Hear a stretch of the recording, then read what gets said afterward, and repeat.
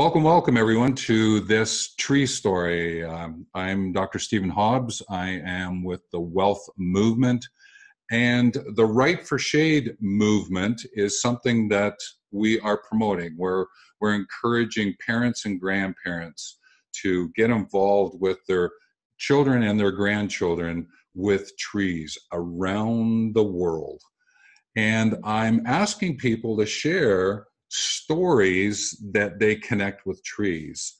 And it's very much about asking a question and seeing where we go with it. It's not so much about a conversation as it is just to hear the story, the tree story. So, Indra, you have come to know trees in a very fantastic way.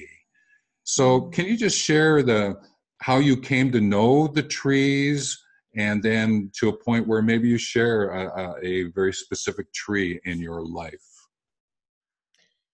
Well, I began to know trees when I was young, when I was at school, really. That was my connection, first of all, with a beautiful cedar tree that I used to sit under at school and read my books. Unfortunately, now she's been hit by lightning and there's nothing left, but she used to have a canopy that just it was so big, I couldn't even tell you how large this canopy was, but it was dark underneath the tree. And I always remember feeling very, very protected by her in particular. And then there was the beautiful pear tree that we had at home that my dad used to climb every autumn and pick the pears and climb to the top and throw them down. We all used to hold a huge blanket as a family underneath, grab the edges, and my dad used to throw down the pears from the tree. And there used to be just tons and tons and tons of fruit off this tree. And I think those were the two trees in my childhood that I really connected with, that to a point now where they're very, if you say to me trees, I think of those two from my childhood. But I have one particular one now that I really connect with because it's very special to me, and it's very close to my house. Shall I talk to you about that a little bit more? That'd be great. Thank you. So this particular tree is a pine tree, and it looks very much like a question mark or a dancer. I'm going to share a photo with you. And I don't actually know if the history of this tree and whether it's been hit by lightning or what it is, but I've sat with this tree numerous times. And as you know, I work with flower essences and I create tree essences. And when you create essences, you wait till you're told by the energy that you're working with, whether that be a tree or a flower, that it's okay to work with you, because you don't want to work with something that doesn't want to share their energy. So for about 3 years, I sat with this tree in a place near my house, which is just heading into a beautiful pine wood. And I sat with this tree, and I would say, and I'd never get any idea that it wanted to work with me at all. But it was happy for me to sit there next to it, and shaped like a question mark, and almost as well like the dancer pose in yoga. There's a yoga pose called dancer, and it kind of looks like that as well. And of course, I was a dancer, so I could relate to it. But a very strange looking tree, and I'd sit there and I meditate there for hours and hours, and I felt very strongly that it was connected to the energy of the fairies, and I called my essence actually Fairy Portal. And it wasn't till I went there after my dad's death, which was on the 20th of June in 2013, and I sat with the tree, and it basically said to me, okay, I'm ready now, you can make me. And I knew that this connection was with my dad. I just knew. I just knew it was time. And that has been one of my most popular tree essences, has been the pine. And what that tree taught me through the energy and working with it. And I did it through summer solstice. So it was that time of year. So it was the time where, that we start to sort of move into the darkness from the 20th, 21st of June. And the energy of the pine tree was very much about feeling confidence in the self to go down your path without feeling the guilt of what other people have to say to you. So it's kind of like people telling you what to do. No, you need to stick to your personal path. This is what you need to do. You need to persevere, but you need to stay on your path, and you need to do what's energetically right for you without having to take on what other people are telling you what to do. So there's a big listening aspect as well to that essence as well, because I had to sit with it for a long time and listen to it and know when I needed to, or when I was allowed to make that particular essence. So it's been a very powerful essence for people who feel that they've been pulled around by others, and it's just wonderful. I take it regularly. So in terms of the essence, and you speak about working with the essence of the tree, can you just briefly explain what that might be? Because you've talked about sitting with the tree. Many people understand that, but you're also working with the tree, or working from the tree, in this thing called tree essence. Can you just share that? Yeah. So when I create, a fairy portal or pine was created by Moonlight.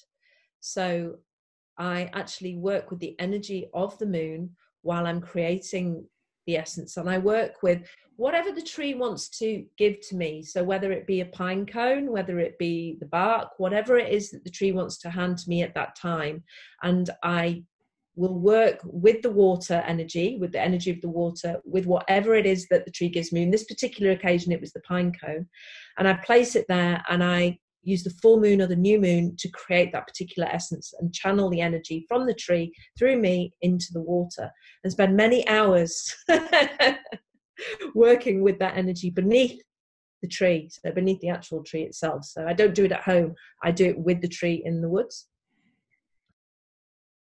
Does that answer the question? Yeah, it's just to give the imagery, the sense of what's happening. And I'll provide a link to the website, and people can visit and see a little bit more and read a little bit more about what it is that you do. But the notion of meditation under the tree, hugging a tree, and then tree essence, it's kind of a neat story.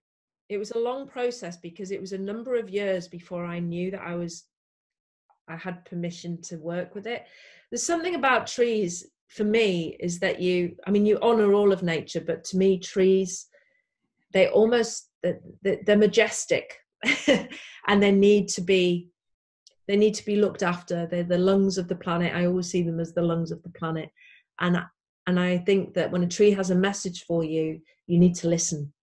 So if a tree is saying, no, it's not the right time, I'll listen to the tree, and I won't go ahead until I know it says go and you're ready. Because these essences are very powerful. So if you're taking something it's like picking a flower and not asking the flower if it can be picked, It's just picking a flower out of the ground. You don't pick flowers out of the ground. It's the wrong thing to do. You ask first, and the flower will tell you yes or no.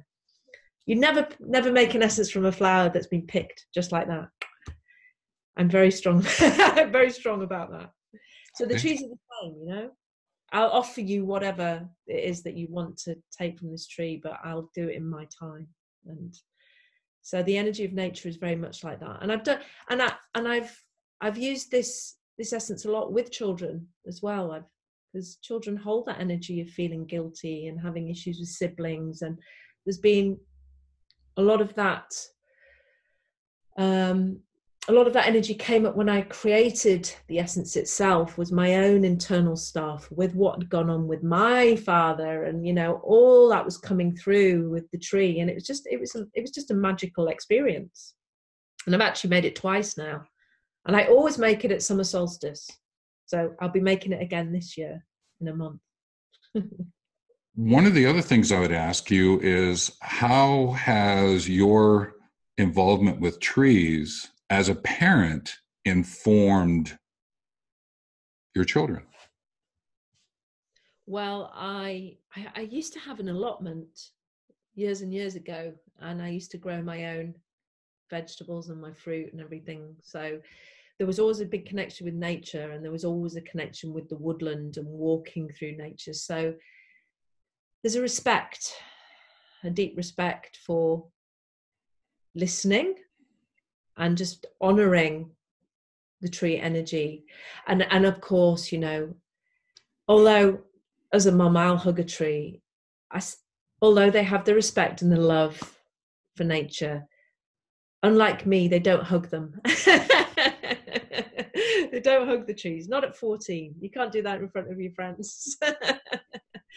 But you know, the trees are there to be hugged if you want to hug them. But I think at 14, that's kind of pushing it at the moment. But definitely in honor of nature and walking in woods, and just an acceptance of, you know, this is where we're from, and this is what we honor and nurture around us. And of course my children do take everything that I create, so when they're Okay, so then as a final note, what short story would you want to share about trees?